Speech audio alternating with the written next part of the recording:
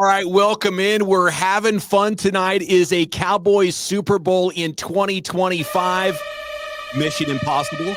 What do you say? Welcome into How About Wow, home of the best Cowboys debates and discussions about the Cowboys returning to the glory days. We want to see your comments on this. If you think Mission Impossible Cowboys 2025 is what it is, leave us a thought down below. If you think the Cowboys can do this thing, do let us know that as well. We'd love to get some robust conversations going in the comments below. If you could like and subscribe, that would be amazing. But New Bear, I know you love this stuff. I got to admit, I've never seen one of these. The trailer looks amazing, but Mission Impossible 8, The Final Reckoning, is coming out. A lot of people aren't sure the Cowboys can even win 8 games. Are you even dreaming of a Super Bowl right now, brother?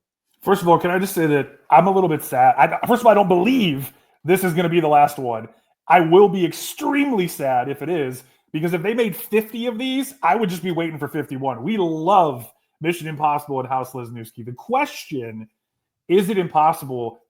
Absolutely not. You look at everything that's ahead of them, and everything that we've talked about has been about them getting to 8 wins, right? And if you look at plus 6,000 odds, that puts them about 18th in the league. And if you look at what does that mean from like a win probability and Super Bowl percentages and odds, it's like 1.6%. But other models have them 1 out of 3, 34, 35%. When you talk about 18th and you talk about 30, if half the teams make the playoffs, 7 out of 16 in each conference, we're talking about 1 or 2 game difference. We're in the dance and we got a chance. Do you really see a championship level roster here? New Bear, you're talking like it's 2008, that all you have to do is get in the playoffs and go on a magic carpet ride like you're Eli Manning. You know, what we've seen, I think, is Mahomes and Brady won a bunch in the AFC. Allen and Jackson can't even beat them. They're trying everything they can. But in the NFC, it's teams that build so well and so exhaustively that it costs them in the future. They have to take a break from building in the future because they blew out their salary cap to try to make this amazing team. The Cowboys have way too many holes, I think. And I put the blame solely on the Jones family for running this thing like a for-profit business instead of a competitive sports operation. It's their choice to do it, but it's also my choice to call them out for it. And it's BS. Either they're incompetent and can't look out into the league and see what it takes to win a championship right now, or they're doing it intentionally for profit. I'll take option B. I mean, tell us how you really feel, Gav. Yeah, that's what I do, man. The thing that we're talking about here, though, is the run-up to that bye week, really. Because you talk about the magic carpet ride, those 2 Giants teams in 7 and 11 are 2 of the worst point differential. One of them was a negative point differential. Wow. And they go on that magic carpet ride because they have a style of play and they have the ability to get hot at the right time, but to be healthy at the right time. What I'm looking at in these first 10 weeks, if you say, well, they don't have a bye till week 10. But what that does, given the way the schedule breaks, getting the Eagles week 1, getting some other weaker teams coming in and out of the bye, is if there are injuries that are delayed and if there are people who are slow week 1, week 2, week 3, if they're healthy week 17, 18, and you get in, and you're the best version of yourself when you get in, and we're not talking about the Detroit Lions without Hutchinson. We're not talking about the Pittsburgh Steelers without Watt, right? We're not talking about quarterback going down like a David Carr when he was about to damn near win the MVP, and now all of a sudden the Raiders don't even belong as a team on that stage, right? If they look at this as how do you get in? We're talking about 10, 11 wins now, not 8, 10, 11. And you're talking about 7 teams, right, getting in. And who are you fighting against? There's going to be an interesting point when we get to Fallout and some of the other things that are going to have to happen to help this. Yeah, you know, I could see it. I think it starts with great health. It starts with improvement from last year's rookie class and at least 3 of this year's rookies playing an important role with your first 3 picks. You know, it goes to Dak being made better by George Pickens. Yeah, I can see it. You still really struggle at defensive tackle. Your linebackers are average. Your defensive backfield, the safeties are very mid. And your corners are banged up, you know, Diggs and Ravel right now. So I will say it's impossible. I think the odds are about 60-1, which puts it under 2% mathematically. New Bear, I would probably go under that. Still, I think it's a no bet. Okay, up next, let's look at the movie franchise here. Mission Impossible 1, 2, and 3. Those represent the Super Bowls of the 90s, the first 3 that the Jones family won. What do the other 4 represent? As we discuss the Cowboys, is it Mission Impossible for a Super Bowl in 2025? Let's go to Mission Impossible 4, Ghost Protocol.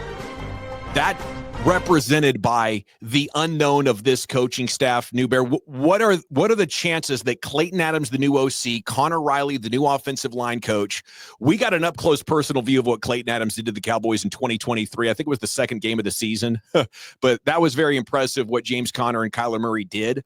And then Connor Riley, offensive line coach at Kansas State, he's credited with taking offensive line recruits that aren't 4- and 5-star guys and producing some of the best running games in the entire nation, New Bear. So the unknown of that coaching staff, I just feel like it might be too much to ask of this coaching staff to train up these guys in their first year on the job. One of the things you just mentioned, though, is that familiarity and the fact that they're a pair of former O-line coaches. They're going to be able to speak the same language. The fact that Riley coached Beebe in college, there's familiarity there. The fact that they said, we're going to pick a guard at 12. Remember, my problem was never with the player, it was with the pick. But now as some of this stuff's shaping out, and they made the aggressive trade for Pickens, and you're looking at how this roster takes shape, particularly on offense, and how they're going to maybe have to go win some games and shootouts, it's there. The ghost protocol side of it comes into play because nobody knows what to expect. There isn't tape of this team playing the way that they're going to play with these guys. And what's going to be fascinating to see is Pickens was a static guy in Pittsburgh. Pickens went somewhere, he lined up there, he did what he did. It was almost like a Marvin Harrison, Reggie Wayne thing with Peyton Manning in Indianapolis. They went where they went and they did what they did, and it worked or it didn't. He's going to be on the move in Dallas. He's going to be in the slot in Dallas. He's going to have CeeDee Lamb on one side and him on the other side, and then sometimes they're going to do like this, and one of them is going to go. Like, that's going to be fascinating to see because that dictates tempo to the defense. That dictates trigonometry to the defense, where everyone talks about how hard it is to play quarterback on Sunday because the picture changes after the snap. Now, all of a sudden, I mean, Turpin has a purpose, in an orbit motion, in a gadget guy type thing, where even if it's only a couple of times a game, even if it's only a shovel pass here or there, CeeDee Lamb coming around and taking one jet sweep means the next week the other team has to spend an hour in practice prepping for that. Yeah, I love the motions. I love the bunches and stacks. And what this offense might do will be totally different from anything Mike McCarthy or Kellen Moore or Scott Linehan, Jason Garrett have done with this team. Okay, Mission Impossible 5, Rogue Nation. What is that represented by to you, New Bear?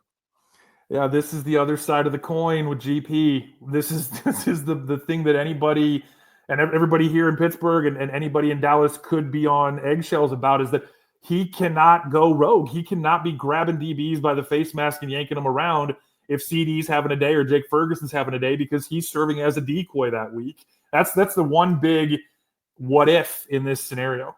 Okay, Mission Impossible 6 Fallout. Is this what has to happen to the other teams? Do we need the rest of the league to come back to the Cowboys, and how likely is that? You think you're getting 3 playoff teams out of the NFC North again this year? You think the Commanders are just going to keep it moving, right? That the Tampa Bay Bucks aren't going to finally find out that someone in the NFC South doesn't suck, right? That the Niners aren't going to come back and battle the Rams for supremacy again with the weakest schedule in the league, with Shanahan, Purdy getting his contract, and McCaffrey likely being healthy. There's 7 spots, right? And you got to assume Eagles. You got to assume Tampa again, because that division is so – there's things that you want to assume. But at the same time, not all these teams are going to be healthy for 17 weeks, right? Yeah. Not all these teams are going to have things go the same way that it did for them last year. I mean, Minnesota, new quarterback.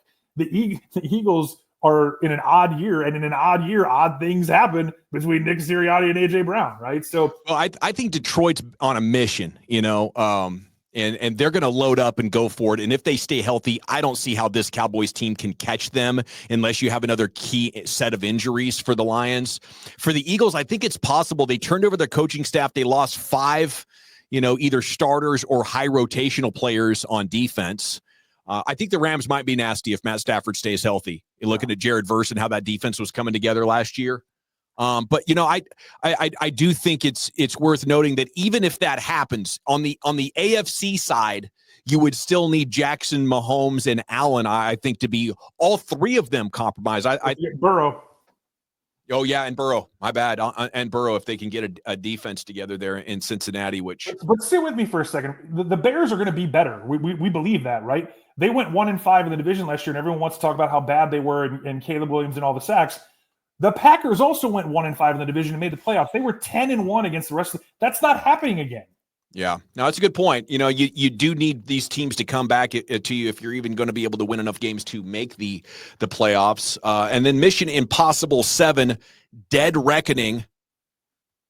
For me, this is, you know, we've taken all this feedback and discussion, and give me how impossible this is, New Bear. You know, would you say that the Cowboys are even 5 or 6% likely here in 2025 to get a Super Bowl championship done? There's two ways to look at the reckoning. The reckoning is before the bye, and are they 5-4? Are they 6-3 going into and then coming out of that bye? Because if they're not, we're potentially talking about tanking for Arch Manning as not just a punchline, right? Yeah. But the other side of coming out of that bye, weeks 12 through 17, it's historic what they're up against. 6 straight playoff teams, 6 11-win teams, 81 wins. That's the gauntlet. That's the dead reckoning. Yeah.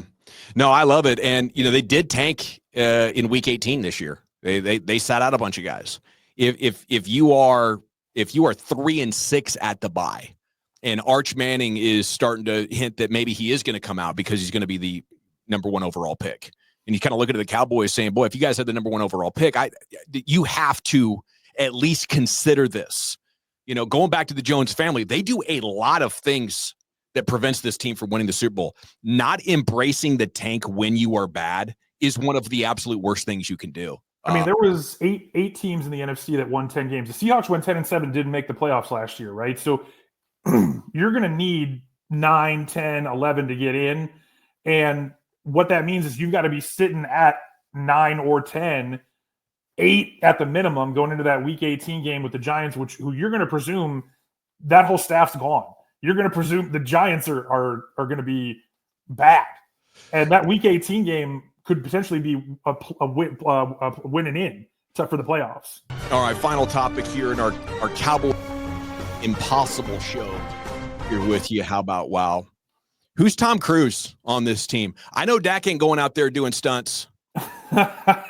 Is it Joe Milton coming in and running Wildcat? I don't know. I think it's CeeDee Lamb and George Pickens. They're co-stars. Can we just cover one thing? Can we just be great? Rebecca Ferguson, Michelle Moyna. We got the cheerleaders. We got that covered, right? Yeah. So we're good. Charlotte Anderson. Absolutely. Charlotte Jones. The Tom Cruise conversation with this team, everyone wants to start with the quarterback and talk about Dak, but based on everything that you've been saying and what we've seen with some of the absences, it feels like it's going to be Micah. Is it? Shoot, I don't know. I haven't watched the show. Is Tom Cruise like doing his own thing? And you know, it's a team. It's a team-based environment. Everyone's got a ride. So this is what's really interesting to me as you start clicking through. So Ving Rhames for me is Booker. Ving Rhames is the big bulky dude that no one expects to be this nerdy computer guy, this super smart dude. Like Booker is a mauler, but Booker also having the ability to make the other guys around him better and shore up that offensive line where a guard playing really well allows the tackle to be better and the center beside him to and the 5 guys as a unit to be better. What's really interesting is the Simon Pegg role, because Simon Pegg's the dude in the van that wants to be in the field, right?